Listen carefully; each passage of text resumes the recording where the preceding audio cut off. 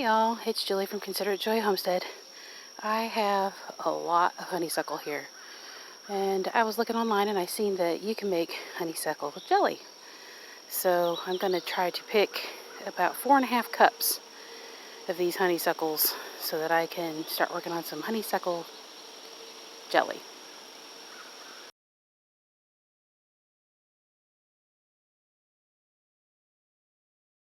I need to get 4.5 cups, and I've got this gallon pitcher here, so I'm going to fill it up about maybe halfway.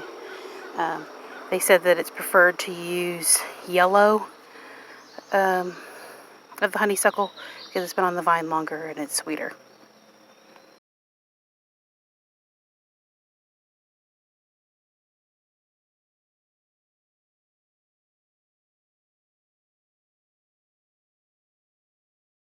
So I have put these in water to kind of rinse off the bugs and anything that might be in there. Sorting through. I said to make sure there's no leaves, which I got a tiny little leaf there. And I'm going to rinse until we're certain that there's no little critters in our jelly. So I'm going to do that, and I'm going to put it through the strainer and kind of squeeze it out a little bit. I might rinse it again through the strainer. There's another little leaf that just popped up. And once I'm sure I've got all the leaves and the critters out, then I'm going to kind of squeeze out the excess water, put it in a pan on the stove with 4.5 cups of fresh water and start getting that ready to boil. After they boiled for a minute and the stove was turned off and we've got this steeping, let it sit for a few hours while I took my mom to the doctor, had it covered. Now I'm uncovering it and I'm going to drain off through a coffee filter and reserve that tea that's underneath.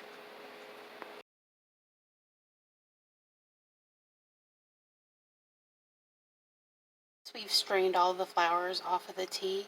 We're supposed to replace the tea back into the pan, and we're supposed to add the juice from one lemon.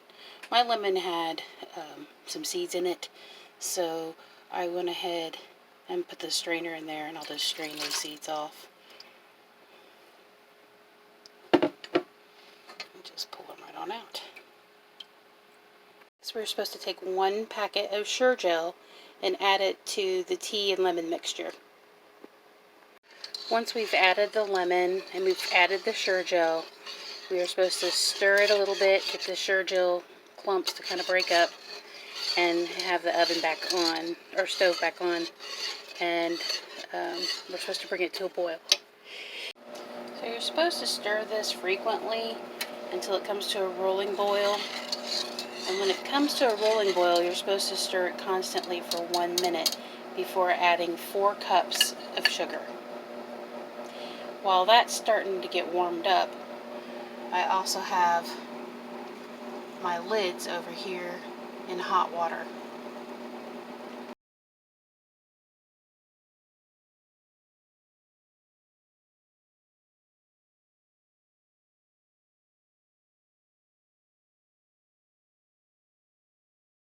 Once you put the sugar in, you're supposed to stir it constantly and stir it for 1 minute beyond the rolling boil stage, and then you can turn off your stovetop and add it to the jars that you have in the oven.